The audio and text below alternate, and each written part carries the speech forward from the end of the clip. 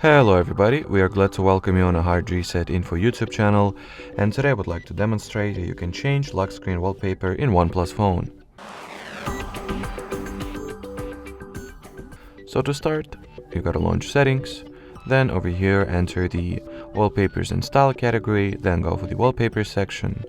Then you can either set your lock screen wallpaper using the default pictures and images that are here, or you can upload one from your gallery or phone storage perhaps by tapping at the album over here, granting all the necessary permissions, and then choosing the image that you would like to go with.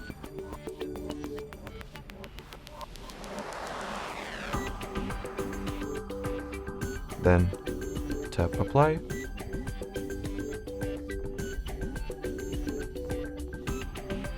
Already, so I've messed it up a little, but that's whatever, I guess. I'll just redo the whole process. So as I was saying that in here you gotta tap at the apply button, choose the lock screen option,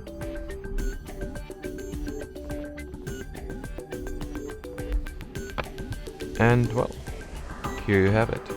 Alrighty, so that would be it for today guys. Thanks for watching and bye bye.